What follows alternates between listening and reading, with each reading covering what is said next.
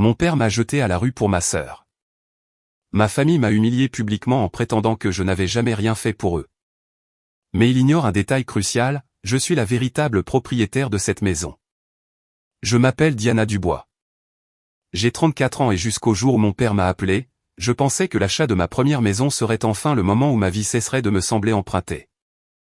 Je venais de finaliser l'achat d'une maison de ville étroite en briques à Bordeaux, après 12 années d'heures supplémentaires, des vacances annulées, et avoir dit non à presque tout ce qui n'était pas essentiel à ma survie. Je n'étais même pas entièrement installé. La moitié de mes cartons étaient encore scellés et je dormais sur un matelas pneumatique parce que je voulais économiser avant d'acheter de vrais meubles. Ce matin-là, j'étais dans la cuisine en mesurant un mur pour des étagères quand mon téléphone s'est allumé. Mon père n'a pas dit bonjour. Il a dit, tu dois venir chercher tes affaires. Ta sœur a plus besoin de cette maison que toi. J'ai d'abord ri parce que la phrase était si scandaleuse qu'elle ne semblait pas réelle. Puis ma mère a pris le haut-parleur et a dit, calme-toi, Diana. C'est la maison de ta sœur maintenant. Sois mature. En arrière-plan, j'entendais des enfants courir, des portes d'armoire s'ouvrir, puis la voix de ma sœur, légère, suffisante et complètement à l'aise dans un lieu pour lequel elle n'avait jamais payé. Tu n'es pas la bienvenue ici, alors ne rends pas les choses désagréables. C'est à ce moment que mon estomac est tombé si bas que j'ai dû m'agripper au comptoir. Ils ne demandaient pas. Ils avaient déjà emménagé. Mon père avait utilisé la clé d'urgence que je lui avais donnée pendant que j'étais au travail, et tout mon avenir avait été transféré comme une faveur familiale.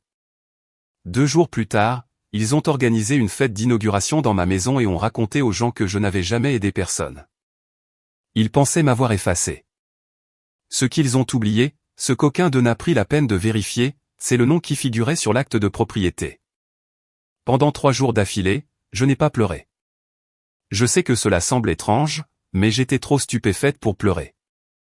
Je suis allé travailler au musée, j'ai vérifié l'inventaire des cartes du XVIIe siècle, signé des formulaires de transfert pour un envoi de prêt depuis Paris, répondu aux emails, et souri aux donateurs pendant que mon cerveau rejouait sans cesse cette phrase, c'est la maison de ta sœur. Maintenant, mon travail de régisseuse de musée consiste essentiellement à documenter, à suivre la chaîne de garde et à fournir des preuves. Je traque à qui appartient quoi, d'où cela vient, où cela va, et ce qui se passe si quelqu'un touche à quelque chose auquel il n'avait aucun droit de toucher. Je manipulais des objets d'une valeur inestimable avec plus de protection légale que ce que ma propre famille pensait que je méritais. La 4e nuit, j'ai conduit devant la maison après le coucher du soleil. La lumière de mon Porsche était allumée. Pas celle de mon ancien appartement, ma lumière de Porsche. J'ai vu une poussette près de la marche avant, de petites baskets alignées près de la porte, et une couronne sur la porte que je n'avais pas achetée. Un rire a flotté à travers la moustiquaire, et je l'ai reconnu immédiatement. Vanessa, ma sœur en or, celle qui atterrissait toujours en douceur, peu importe sur le dos de qui elle marchait. Ce même soir, j'ai ouvert un coffre de rangement dans mon appartement et j'ai trouvé un disque dur plein de vidéos de famille numérisées que j'avais l'intention d'organiser. Je ne cherchais pas une douleur d'enfance. Je cherchais la preuve que je n'étais pas folle. J'ai cliqué sur un fichier, puis un autre, puis un autre. À 8 ans, je tenais un trophée de concours d'orthographe pendant que ma mère ajustait le ruban de concours de beauté de Vanessa et disait à la caméra de zoomer sur la jolie. À 14 ans, j'étais en arrière-plan d'une vidéo de Noël en train d'emballer des cadeaux tandis que mon père filmait Vanessa ouvrant une voiture d'occasion pour laquelle ils avaient tout sacrifié. À 22 ans, lors de mon dîner de remise de diplôme universitaire, ma mère a levé son verre et a réussi à transformer le toast en un discours sur Vanessa qui se trouvait elle-même. Ce n'était pas une trahison dramatique. C'était une centaine de petites modifications répétées jusqu'à ce que je devienne la bête de somme de la famille et qu'elle devienne l'histoire de la famille. C'est alors que j'ai finalement prononcé leur nom à voix haute dans la pièce vide comme si je lisais un acte d'accusation. Robert Dubois, Éléonore Dubois, Vanessa Dubois. Et une fois que je les ai dit ainsi, quelque chose en moi s'est refroidi. J'ai cessé de penser comme une fille et j'ai commencé à penser comme une gestionnaire de dossier. J'ai ouvert l'état de règlement de ma clôture. Propriétaire unique, Diana Dubois. J'ai vérifié l'hypothèque. Emprunteuse unique, Diana Dubois. Assurance habitation, service public, titre de propriété, enregistrement fiscal, tout était à moi. Puis j'ai vérifié l'application de la caméra de sonnette que j'avais installée mais à peine utilisée. Les séquences étaient toujours là. Mon père déverrouillant la porte. Ma mère entrant avec des sacs de vêtements. Vanessa dirigeant les déménageurs en tenant un café au lait. Son mari, Grant, apportant des photos encadrées. Une de mes boîtes posée sur le trottoir comme un déchet. Ils n'avaient pas seulement franchi une limite. Ils avaient documenté leur propre effraction pour moi en haute définition. La claque suivante est arrivée sur les réseaux sociaux. Vanessa avait publié une photo de famille souriante dans mon salon avec la légende « Enfin dans notre maison pour toujours », reconnaissante envers les personnes qui se montrent vraiment. Ma mère avait commenté avec des émojis cœur. Mon père avait écrit « Fier de toi, ma grande ». Des douzaines d'étrangers les avaient félicités. Une femme avait écrit « Tellement heureuse que votre famille vous ait aidé à vous remettre sur pied ». Une autre avait écrit « J'aime voir les bonnes personnes récompensées ». J'ai fixé cet écran si longtemps que mes yeux se sont mis à pleurer. Pas parce que ça faisait mal, mais parce que je comprenais la stratégie. Ils ne prenaient pas seulement ma maison. Ils étaient en train de m'effacer publiquement avant que je puisse parler. Puis l'invitation est arrivée. Pas pour moi, bien sûr. Une collègue de ma mère avait partagé la publication de l'Open House de Vanessa, et la voilà. Venez célébrer notre nouveau départ ce samedi. Notre nouveau départ dans ma maison. Ce fut le moment exact où le brouillard s'est dissipé. J'ai appelé un avocat spécialisé en immobilier, Maître Caleb Martin, le lendemain matin, et avant même que j'aie fini d'expliquer, il m'a dit « Ne les prévenez pas encore. Rassemblez chaque document, sauvegardez chaque publication, téléchargez chaque vidéo, laissez-les continuer de parler. » Alors je l'ai fait. J'ai créé des dossiers, des captures d'écran, des copies de l'acte de propriété, des confirmations de services publics, des documents d'assurance, les images de la sonnette, des textos, même une photo du code de la boîte à clés en laquelle j'avais fait confiance à mon père. Il pensait que j'étais de nouveau la fille invisible. Mais l'invisibilité peut être utile lorsque les personnes qui vous sous-estiment sont trop arrogantes pour cacher les preuves. À la fin de cette semaine-là, j'avais un dossier juridique assez épais pour me faire mal aux mains. À la fin de la suivante, j'étais prête à entrer dans ma propre maison et à les laisser jouer leur dernier mensonge. La fête d'inauguration était un samedi à 16h. Je suis arrivé à 16h20 parce que le timing compte quand les gens sont occupés à s'admirer. Des voitures bordaient les deux côtés de l'allée. J'ai reconnu des voisins que je n'avais pas encore rencontrés, des membres de l'église de ma mère, deux des amis golfeurs de mon père, et au moins une douzaine d'étrangers tenant des assiettes en carton et des gobelets en plastique rouge dans une maison où je n'avais pas encore eu le temps de vivre. Par la fenêtre ouverte de devant, j'ai pu entendre Vanessa dire à quelqu'un que l'endroit avait besoin d'une touche féminine. Ce qui était audacieux compte tenu du fait qu'elle y était depuis moins de 2 semaines et qu'elle avait déjà repeint les moulures du couloir que j'avais passé un mois à restaurer. Je suis resté sur le trottoir peut-être 10 secondes, juste en respirant. Pas parce que j'avais peur, parce que la colère, si on ne la façonne pas correctement, rend négligent. Et je n'étais pas venu là pour être désordonné. J'étais venu pour être inoubliable. À l'intérieur, l'odeur m'a frappé en premier. Viande grillée, bougie à la vanille artificielle, et un désodorisant floral écrasant que Vanessa utilisait toujours quand elle voulait que les choses aient l'air chères. Ma mère m'a vu la première et a failli laisser tomber son verre. Mon père s'est raidi. Vanessa s'est tournée lentement, une main toujours posée sur le bord en granit de mon îlot de cuisine, et a souri comme si j'étais une nuisance qu'elle s'attendait à voir éventuellement. Eh bien, a-t-elle dit assez fort pour que toute la pièce entende, regardez qui a décidé de passer nous voir. Après cela, la conversation a trébuché et s'est amincie. Je pouvais sentir les gens écouter sans regarder. Vanessa a continué. Vous savez, c'est drôle. Elle n'a jamais levé le petit doigt quand nous étions en difficulté, mais maintenant soudainement elle veut de l'attention. Quelques rires nerveux. Ma mère a ajouté, Diana, ce n'est vraiment pas le moment. Mon père a choisi la voix la plus cruelle, ne commence pas quelque chose devant les invités. Je n'ai pas haussé la voix. Je n'en avais pas besoin. En fait, j'ai dit, c'est exactement le bon moment. Puis j'ai fouillé dans mon sac et j'ai posé 3 choses sur la table à manger devant tout le monde. Une copie de l'acte de propriété, une capture d'écran imprimée de ma caméra de sonnette montrant mon père entrant avec la clé d'urgence, et un avis du cabinet de Maître Martin adressé aux 4 occupants. La pièce est devenue silencieuse d'une manière que je ne peux décrire que comme chirurgicale. Vanessa a fixé les documents, puis a ri trop vite. C'est ridicule, a-t-elle dit. Papa a dit que vous étiez d'accord pour que nous restions ici. Mon père a répliqué sèchement. Nous sommes de la famille. Elle ne l'utilisait pas encore.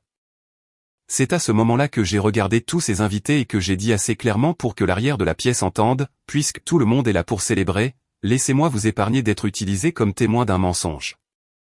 Je suis l'unique propriétaire légal de cette propriété. Personne dans cette maison n'a de bail, de permission, ou de droit de propriété. Ils sont entrés en utilisant une clé que j'avais donnée pour les urgences et ont emménagé pendant que j'étais au travail. Ma mère a essayé d'attraper les papiers. Je les ai écartés. Le sourire de Vanessa s'est fissuré. Tu fais sérieusement ça maintenant, a-t-elle sifflé.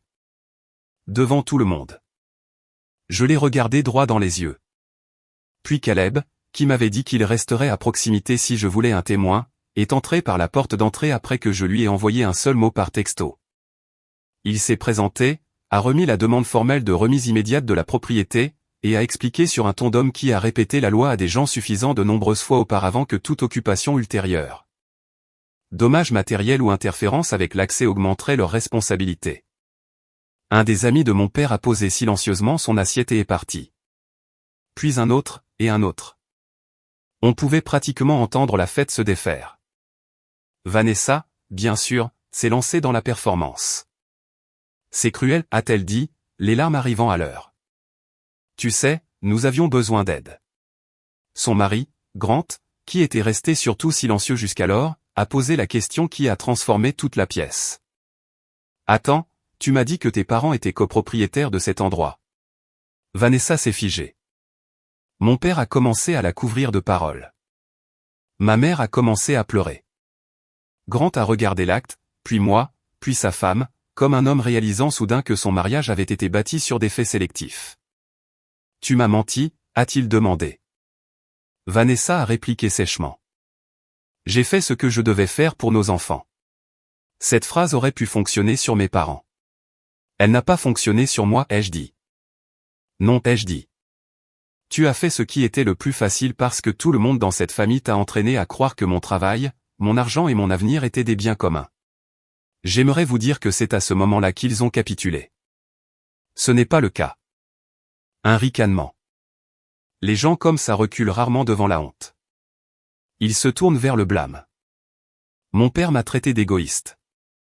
Ma mère a dit que je les humiliais.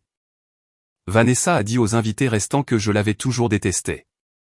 Mais la magie avait disparu. Le mensonge avait été percé, et une fois que l'air commence à fuir d'un mythe familial, tout le monde entend le sifflement. Avant de partir, j'ai traversé chaque pièce lentement parce que je voulais qu'ils ressentent ce que je ressentais, que rien de tout cela ne leur appartenait. Dans la chambre de derrière, une de mes boîtes de déménagement étiquetées avait été ouverte et fouillée. Dans la salle de bain, mes serviettes étaient suspendues près du lavabo comme une peau empruntée. Dans le salon, Vanessa avait recouvert la cheminée de photos de famille qui ne m'incluaient pas. J'ai décroché l'un de ces cadres, les posé face contre terre sur la table, et j'ai dit, vous avez vécu à l'intérieur des conséquences d'une sous-estimation de ma personne. Vous ne connaissez juste pas encore la facture complète. Puis je suis parti. Le mois suivant fut une guerre par paperasse, et j'étais mieux préparé pour cela que. Vanessa supposait que je deviendrais émotive et que je céderais. Mes parents supposaient que je fléchirais pour le bien de la paix familiale. Ce qu'ils n'ont pas réussi à comprendre, c'est que j'avais passé ma vie d'adulte à apprendre à préserver des dossiers afin que la vérité puisse survivre à l'ego. J'ai examiné chaque compte lié à la maison, pic de consommation électrique, changement d'adresse postale non autorisé, reçu de livraison, message des voisins, une facture d'entrepreneur pour le retrait illégal d'une cloison dont Vanessa s'était vantée sur Instagram. Un avis fiscal lié à une petite boutique en ligne qu'elle avait enregistrée en utilisant mon adresse sans permission. Celle-là a fait sourire Maître Martin. Vers cette époque, ma meilleure amie, Tessa Ray, est devenue la seule personne capable de me faire manger un repas complet. Tessa était conceptrice d'expositions au musée, intelligente, drôle, et incapable de prétendre qu'une mauvaise situation était acceptable. Elle me connaissait depuis assez longtemps pour comprendre que quand je deviens silencieuse, je suis généralement en train de construire quelque chose. Un soir, alors que nous étions assises en tailleur sur le sol de mon appartement, entourés de cartons de classement et de chemises juridiques, elle a dit, tu sais ce qui rend cela pire ? ce n'est pas seulement qu'ils aient pris la maison. C'est qu'ils étaient certains que tu l'absorberais. Elle avait raison. La maison était l'événement.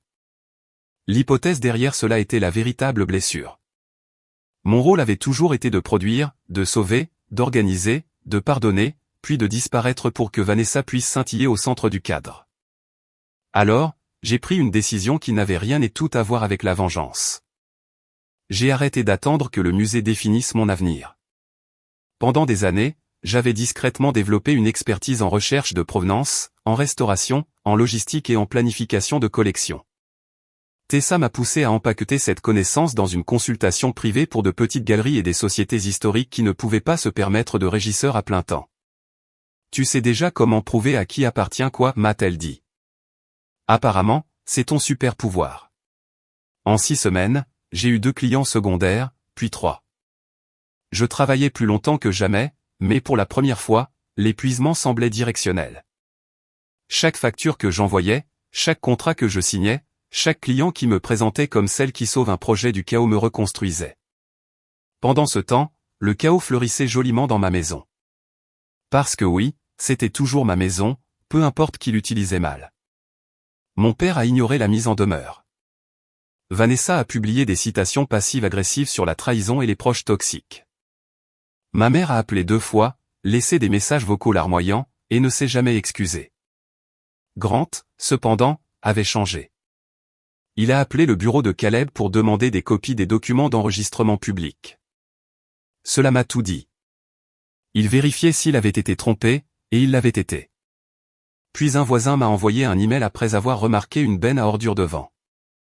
Vanessa avait commencé à mettre à jour l'endroit pour qu'il ressemble davantage au sien. Nouvelle crédence, étagère retirée, briques peintes. Une photo montrait des ouvriers en train de sortir les éléments intégrés d'origine du bureau, ce qui avait été l'une des raisons pour lesquelles j'avais acheté la maison en premier lieu. Je me suis senti tellement en colère que mes mains tremblaient. Puis j'ai fait quelque chose de différent. J'ai documenté les dommages, assigné des estimations, et ajouté une autre catégorie à la plainte. La destruction est plus facile à punir lorsqu'on la détaille. La procédure légale s'est accélérée une fois que nous avons déposé une plainte pour occupation illégitime, dommages matériels, utilisation commerciale non autorisée de l'adresse et remboursement des frais courants. Caleb a également envoyé un avis de conservation les avertissant de ne supprimer aucune publication sociale, aucun texto ou dossier financier lié à la propriété. Cela a suffisamment effrayé mon père pour qu'il m'appelle directement. Sa voix n'avait plus aucune de son ancienne autorité. C'est allé trop loin, a-t-il dit. Tu fais croire à des étrangers que nous sommes des criminels. Je me souviens d'avoir répondu sans aucune animosité. Non, papa. C'est ton comportement qui fait ça. Je le rends juste visible. Il a raccroché. 2 jours plus tard, Vanessa a fait l'erreur qui a transformé une affaire solide en une affaire dévastatrice. Elle a vendu mon miroir d'entrée d'origine, une antiquité que j'avais héritée de ma grand-mère, via une place de marché en ligne. L'acheteur, que Dieu le bénisse, s'est avéré être un professeur d'histoire locale qui m'a reconnu sur le site web du musée et m'a envoyé un email pour me demander si je me déménageais. J'ai failli laisser tomber mon téléphone en voyant la photo. La réponse de Caleb a été immédiate. Plainte pour conversion, plainte modifiée, requête en injonction d'urgence. Si vous n'avez jamais regardé un récit familial s'effondrer sous la documentation, c'est moins dramatique que ce que les gens imaginent. Cela ne se produit pas en une seule explosion. Cela se produit par couches. D'abord, ils perdent confiance, puis ils perdent leur cohérence. Ensuite, ils commencent à se contredire. Ma mère racontait une histoire, mon père une autre. Vanessa, une troisième. Grant a cessé d'apparaître en arrière-plan de ses publications. Les amis de l'église ont cessé de commenter, et au moment où l'automne est arrivé, j'avais bâti quelque chose de plus fort que la colère. J'avais un levier. La chose amusante à propos du fait d'être la fille que tout le monde néglige, c'est que vous apprenez à survivre sans applaudissements. La chose dangereuse, c'est que lorsque vous cessez enfin de supplier d'être vu, les gens réalisent souvent trop tard que vous étiez la poutre structurelle qui soutenait leurs illusions. En octobre, mon travail de conseil s'était suffisamment développé pour que le musée m'invite à organiser un petit programme public sur l'éthique de la restauration et le travail caché derrière la préservation de l'histoire. Tessa m'a aidé à le transformer en quelque chose de plus grand. Un événement en soirée soigné avec des donateurs, la presse locale, et une vitrine d'objets récupérés associés à des histoires sur la propriété, le soin et l'erreur d'attribution. Le thème n'était pas subtil, et je m'en fichais. Pour une fois, je voulais une salle construite autour de la vérité. Nous avons appelé l'événement Ce qui survivait. Le titre convenait à plus que l'exposition. Il me convenait. Le soir du vernissage, j'ai porté une robe bleu marine, relevé mes cheveux et je me tenais sous les lumières de la galerie, me sentant plus stable qu'en plusieurs mois. La salle était pleine à 18h30. Des journalistes de 2 organes artistiques locaux étaient là. Il y avait aussi des membres du conseil d'administration, des conservateurs indépendants et plusieurs nouveaux contacts de conseil. Les gens posaient des questions intelligentes. Ils écoutaient. Ils prenaient des notes. Ils disaient que mon travail leur donnait un nouveau respect pour les systèmes invisibles qui protègent ceux qui comptent. J'aimerais pouvoir expliquer ce que cela faisait après une vie passée à être traité comme du personnel de soutien dans ma propre famille. Puis Tessa, qui était près de l'entrée gérant le flux, est devenue très immobile.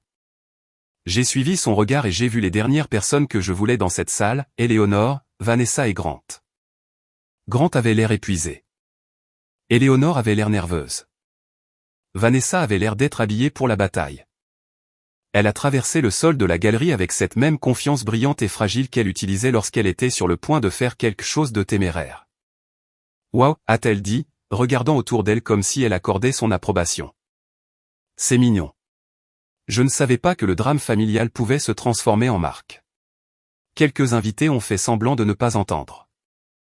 D'autres ont absolument entendu. Je pouvais sentir l'atmosphère changer, en attente. Tessa s'est rapprochée, mais je lui ai fait un petit signe de tête. « Laisse-la parler », ai-je pensé. Les menteurs sont les plus utiles quand ils se sentent théâtraux. Vanessa a fait un pas de plus et a haussé la voix. « Tu sais, c'est drôle qu'elle agisse si vertueuse maintenant. La moitié de son inspiration vient du fait de vivre dans notre maison et de me regarder reconstruire un foyer pour mes enfants. La voilà. Non seulement elle s'était introduite par effraction, menti et endommagé ma propriété. Elle devait aussi coloniser le récit. J'ai souri, pas chaleureusement, mais avec reconnaissance. Notre maison, ai-je dit dans le microphone que j'utilisais pour mes remarques, les conversations dans la pièce se sont tues. C'est une formulation intéressante, Vanessa. Puis j'ai fait un signe de tête à Tessa, qui m'a tendu un dossier. Pas de diaporama dramatique cette fois. Je n'avais pas besoin de spectacle. J'avais besoin de précision. Puisque vous avez choisi un cadre public, ai-je continué, soyons exacts. La propriété est légalement mienne. Vous avez reçu un avis. Vous avez utilisé mon adresse pour votre entreprise sans consentement. Vous avez vendu un objet hérité qui ne vous appartenait pas. Et la semaine dernière, votre avocat a demandé une discussion de règlement après avoir vu les dommages modifiés. Une ondulation visible a traversé la pièce. Grant a fermé les yeux. Éléonore a murmuré, « Diana, s'il te plaît. » Vanessa a essayé l'indignation. « Tu es obsédée par l'idée de m'humilier » a-t-elle dit sèchement. « Tu as toujours été jalouse. » Cette phrase aurait pu fonctionner autrefois car c'était la norme familiale. Mais le timing est tout. Et ce qu'elle a dit ensuite l'a achevé. Tu ne t'es jamais soucié de cette maison avant que je ne lui donne une apparence. Un journaliste a réellement baissé son stylo et a fixé. Tessa m'a lancé le plus petit regard qui disait, elle n'a quand même pas dit ça à voix haute. J'ai répondu calmement. J'ai restauré cette maison avant que vous n'y mettiez les pieds. J'ai économisé pour elle. Je l'ai achetée. Je l'ai assurée. J'ai payé toutes les factures de taxes dessus. Tu as décoré par-dessus mon travail et appelé cela le destin. Puis Grant a parlé, pas à moi, mais à la pièce, d'une voix plate d'humiliation. Elle m'a dit que ses parents en étaient copropriétaires et que Diana avait accepté. Rien de tout cela n'était vrai. Si vous avez déjà entendu un mensonge mourir en public, c'était ce son. Vanessa a éclaté en sanglots à nouveau, mais cette fois personne ne s'est précipité pour la réconforter. Éléonore s'est tournée vers elle. Vanessa s'est dégagée. Grant a reculé complètement. Un membre du conseil d'administration du musée a discrètement demandé à la sécurité de se tenir à proximité, bien que rien de physique ne se soit produit. Le vrai dommage était social et tout le monde le savait. L'histoire n'appartenait plus à la fille en or au sourire blessé. Elle appartenait aux documents, aux témoins, aux contradictions, et à l'homme qu'elle avait induit en erreur en faisant déménager ses enfants au milieu d'un procès. Elle s'est enfuie la première. Éléonore l'a suivie. Grant est resté assez longtemps pour dire très doucement « Je suis désolé » avant de sortir par une autre porte. Après, l'événement a continué, et c'était peut-être la partie la plus satisfaisante. Pas l'exposition elle-même, mais le fait que leur chaos ne dictait plus la salle entière. Les gens ont demandé si j'allais bien. J'ai répondu « Oui », parce que pour la première fois, c'était vrai. Une donatrice d'une fondation de préservation m'a approché vers la fin de l'événement et m'a dit « Vous avez un don rare pour rendre les faits impossibles à ignorer ». Elle a offert de me présenter à 2 institutions à la recherche de consultants externes. Dans la voiture pour rentrer, Tessa a tellement ri qu'elle a dû s'arrêter. Elle a essayé de détourner un événement professionnel, a-t-elle dit en s'essuyant les yeux, et au lieu de cela, elle a donné à ta carrière un témoignage. Mais sous l'humour se trouvait quelque chose de plus dur et de plus net. Vanessa s'était toujours appuyée sur l'intimité pour me faire taire. Une fois que la vérité est entrée dans l'espace public où les rôles importaient moins que les dossiers, elle n'avait plus rien d'autre que la performance. Et la performance sans crédibilité n'est que du bruit dans des chaussures chères. 3 semaines après l'exposition, Caleb m'a appelé avec la mise à jour que j'attendais. Le tribunal avait accordé la possession et fixé le calendrier d'exécution si la propriété n'était pas évacuée volontairement. Ils avaient également ordonné la préservation du contenu restant de la propriété, ce qui signifiait plus de ventes sournoises, plus de souvenirs déplacés, plus de prétendre que les dommages étaient là avant. Le camp de Vanessa voulait un règlement. Mon père voulait une conversation familiale. Ma mère voulait la prière. Moi, je voulais les clés, les réparations, le remboursement et la distance. Grant, j'ai appris plus tard, avait déménagé dans une location à court terme avec les enfants pendant qu'il décidait de la suite. Il en avait fini de croire la version des événements de Vanessa sur parole. L'enfant en or, il s'est avéré, ne brillait le plus que lorsque tout le monde fournissait l'électricité. Puis est arrivé le texto de Vanessa. On peut juste se rencontrer. Pas d'avocat, pas de drame, juste la famille. J'ai fixé le message pendant un long moment, non pas parce que j'étais tenté, mais parce que l'audace me fascinait. Pas d'avocat après effraction, fraude, utilisation abusive d'adresse, destruction de propriété, diffamation en ligne, et la vente du miroir de ma grand-mère. C'était comme demander à un chirurgien de ranger son scalpel à mi-chemin d'une procédure de sauvetage parce que l'incision semblait personnelle. Je n'ai pas répondu. 1 heure plus tard, mon père a appelé. Ta mère est en train de s'effondrer, a-t-il dit. Il faut que ça cesse. J'ai répondu, ça cessera quand vous cesserez de traiter ma vie comme une extension des désirs de Vanessa. Il a expiré bruyamment. Puis, pour la première fois, la peur a glissé dans sa voix. Tu ne comprends pas à quel point la situation devient mauvaise. J'ai failli rire. Je comprends parfaitement, ai-je dit. C'est pour ça que ça fonctionne enfin. Néanmoins, j'ai accepté une seule rencontre, mais à mes conditions, pas dans leur église, pas à la maison, pas dans un restaurant où ils pourraient jouer les personnes normales. J'ai dit à Caleb de préparer tous les dossiers pertinents, d'organiser chaque estimation des dommages, de clarifier chaque catégorie de remboursement. Puis je les ai invités dans mon appartement, le petit qu'ils avaient autrefois méprisé, celui que j'avais discrètement transformé en centre de commandement. Tessa m'a aidé à organiser l'endroit avec une précision presque comique. Des classeurs juridiques sur la table à manger, des clichés imprimés dans des dossiers étiquetés, des devis d'entrepreneurs, la copie de l'ordonnance de possession, ricanement un tableur des frais courants, de stockage, de réparation et des valeurs de remplacement. Et oui, Caleb attendait dans la chambre jusqu'à ce que je lui envoie un texto pour qu'il sorte. J'avais appris quelque chose d'essentiel à travers tout cela. La surprise n'est pas de la cruauté lorsqu'elle est utilisée pour arrêter un vol en cours. La surprise est une mesure de confinement. Ils sont arrivés un dimanche après-midi gris. Robert en premier, paraissant 10 ans de plus. Éléonore derrière lui, serrant des mouchoirs. Vanessa dernière, lunettes de soleil à l'intérieur, ce qui m'a tout dit sur son état actuel. Elle les a enlevées et je l'ai à peine reconnue. Non pas parce qu'elle avait l'air terrible, mais parce qu'elle avait l'air ordinaire, dépouillée de l'éclat familial, dépouillée de l'attente que quelqu'un d'autre absorbe l'impact. Elle n'était qu'une femme qui avait pris une décision égoïste de trop et qui avait finalement atteint un mur qui ne bougerait pas. Personne ne m'a fait de câlin. Tant mieux. Nous nous sommes assis. La pièce semblait plus petite que jamais. J'ai laissé le silence s'installer jusqu'à ce qu'il devienne assez inconfortable pour être honnête. Mon père a commencé avec le langage habituel. Malentendu, émotion, tension familiale. Personne ne voulait faire de mal. Je l'ai laissé parler jusqu'à ce qu'il dise « Nous avons tous fait des erreurs ». Puis j'ai poussé un classeur vers lui et j'ai dit « Non, vous avez fait des choix ». Je les ai parcourus un par un. Entrée non autorisée, occupation sans permission, dommages dus à des rénovations non approuvées, enregistrement commercial utilisant mon adresse, vente de ma propriété, déclaration publique mensongère, frais juridiques, retard de déménagement, risque d'assurance accru, coût de stockage. Devis d'entrepreneur, valeur de remplacement. Chaque page était une phrase qu'ils avaient pensé ne jamais voir écrite. Éléonore s'est mise à pleurer à mi-chemin. Vanessa m'a interrompu 2 fois. Les 2 fois pour dire que j'exagérais, et les 2 fois je lui ai tendu un autre document. Il y a un silence spécifique qui tombe lorsque les gens réalisent que l'émotion n'effacera pas le papier. C'est presque sacré. Puis j'ai appelé Caleb. Ma mère a réellement haleté.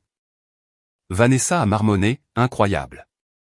Caleb s'est assis, a ouvert son propre dossier, et a expliqué les options en termes simples.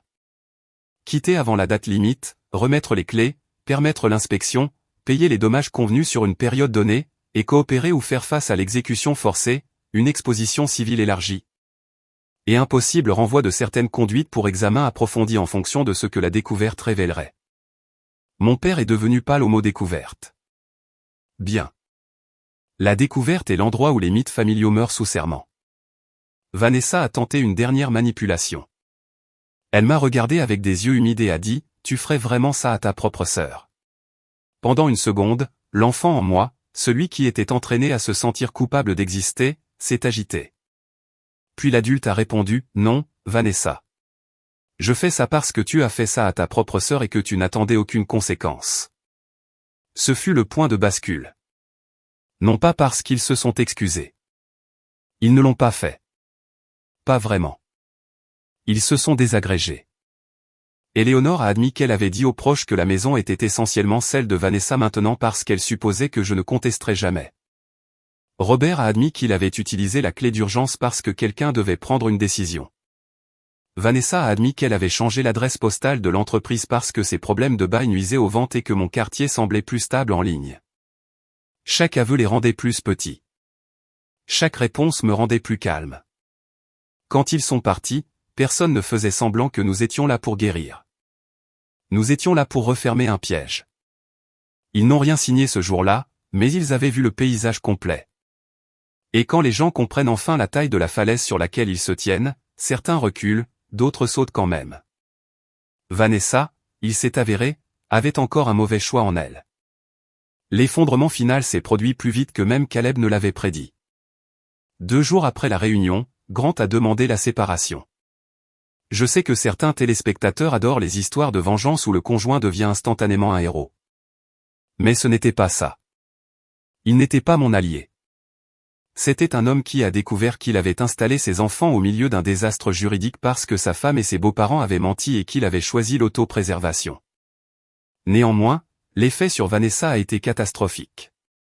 Sans le revenu de Grant, et avec son entreprise déjà chancelante à cause de problèmes fiscaux liés à l'utilisation abusive de l'adresse, elle ne pouvait plus prétendre qu'il s'agissait seulement d'une dispute fraternelle. C'était un échec de vie mesurable.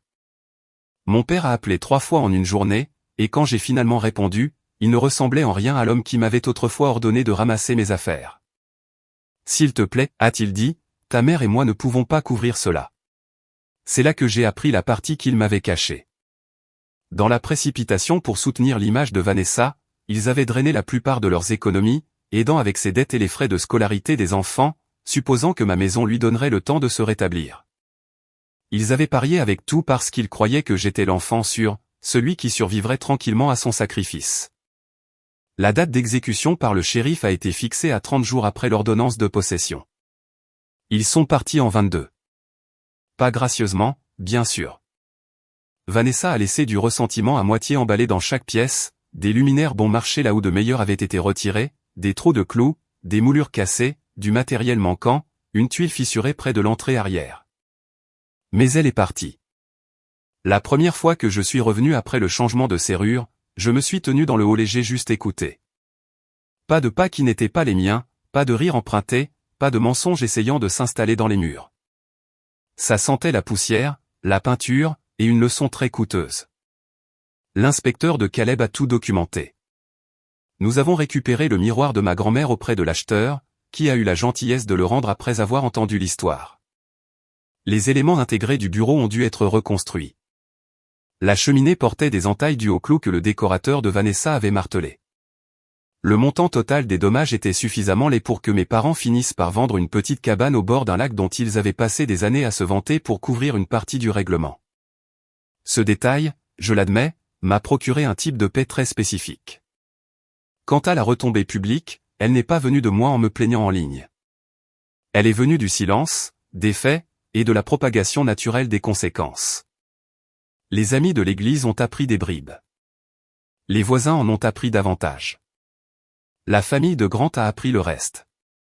La boutique de Vanessa a perdu en crédibilité après que des problèmes de service client ont révélé à quel point les choses étaient instables en coulisses. Ma mère a cessé de publier des citations inspirantes sur l'unité familiale. Mon père a cessé de donner des conseils à qui que ce soit. Et lorsqu'un cousin a appelé pour dire qu'il espérait que je n'étais pas trop dur avec eux, j'ai répondu avec la phrase la plus libératrice de ma vie, « Vous êtes invités à les héberger à votre nom ». Elle a immédiatement changé de sujet.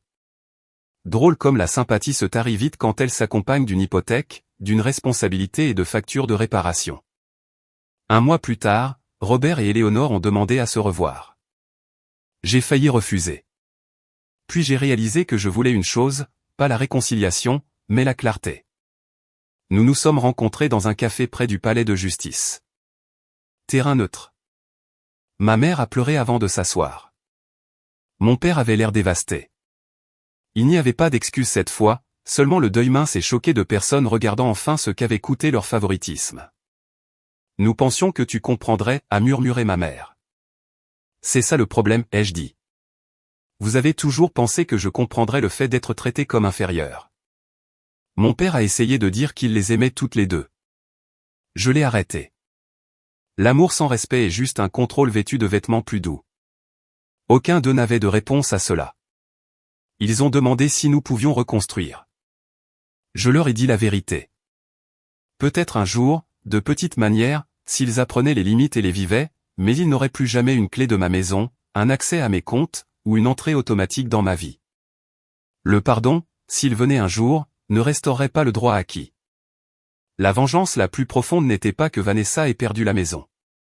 Ce n'était même pas que son mariage se soit fissuré, son image brisée, ou que mes parents aient dû vendre une propriété pour couvrir les dommages. La vengeance la plus profonde était celle-ci, je n'étais plus disponible pour le rôle qu'ils avaient écrit pour moi. Je n'étais pas l'extra fiable sous les feux de la rampe de Vanessa. Je n'étais pas la fille dont la compétence pouvait être exploitée sans reconnaissance. Je n'étais pas le dépotoir émotionnel où tout le monde jetait le coup pour garder l'enfant en or brillant. J'ai repris la maison, oui, mais plus important encore, j'ai repris l'auteur. J'ai reconstruit le bureau, restauré les moulures, raccroché le miroir, mis une longue table en chêne dans la salle à manger, et invité des gens qui ne m'avaient jamais demandé de disparaître pour le confort de quelqu'un d'autre. Tessa a ri quand elle a vu l'endroit fini et a dit, maintenant, il ressemble vraiment à l'endroit d'une femme qui a des standards. Elle avait raison.